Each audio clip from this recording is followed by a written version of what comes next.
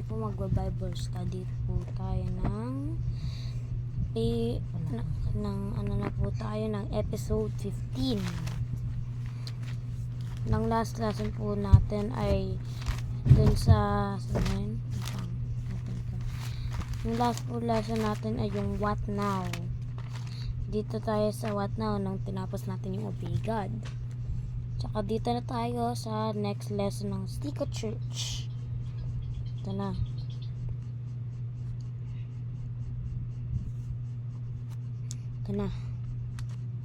After making your decision to receive Christ, we encourage you to seek a local church, congregations, or assembly that will assist you in growing as a new Christian by the clear of the Bible.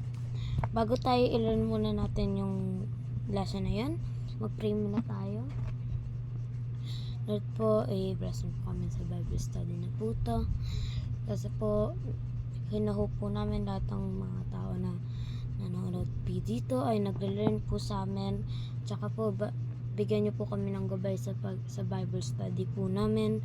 Kasi po, dapat po maayos lang po kami lahat. Kasi po, sana po maayos din po. Tas maayos po yung basa ko. Jesus name, amen. Ito na. What now? What now? Okay.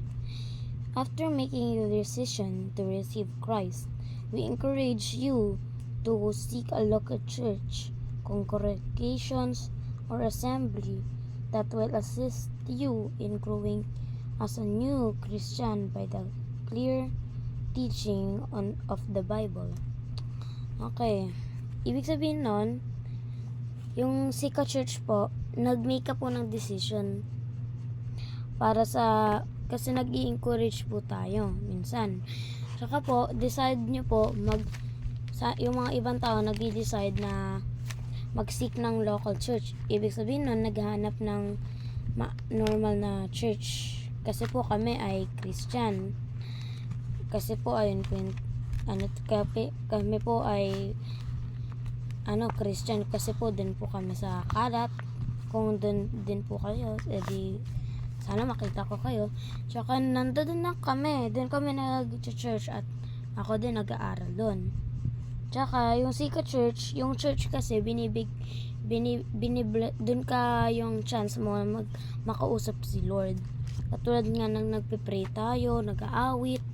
Yung awit natin at yung pray natin para yun kay Lord.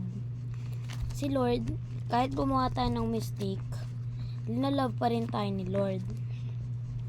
Pero hindi naman ibig sabihin na gagawa ka lang ng mistake tsaka maakala mo na love ko pa rin ni Lord. Mali. Kailangan ka gumawa ng magsisika ng church palagi. Kasi yung mga tao, mga minsan wala silang church. Kasi po yung mga ibang tao, wala na po silang enough money po sa bisita po ng church. Katulad po ng mga tao o dito, yung mga kaibigan ko, sure. Tsaka din sa Sika Church yung Sika Church po also mean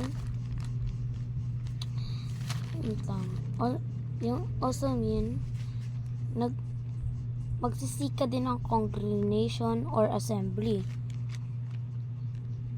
Ini-assist ka kasi ng growing ng new Christian kung Christian lang kayo. Yung clear na teaching tayo sa Bible. Kasi yung mga tao na nagre-read lang sa Bible, dito lang po sa Bible na katulad po yung mga nagsispeech po dun sa Bible. Kung alam nyo. Pag nagtiteach tayo sa Bible, yung mga nagsasalita sa harap, diba alam nyo naman yun.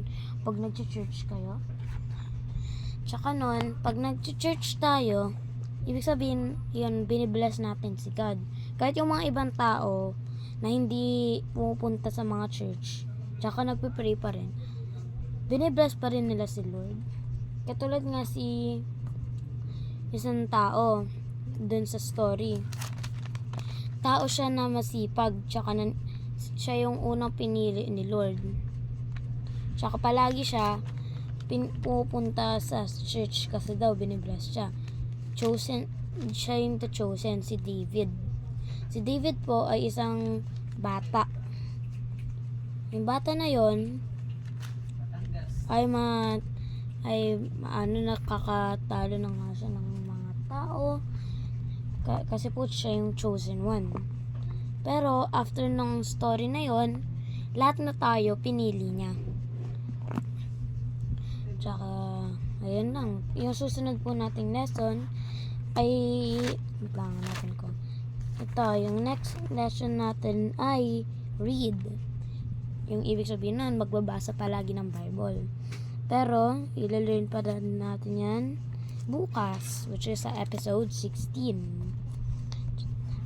Kakatapos na po tayo. Bye! Thank you for watching.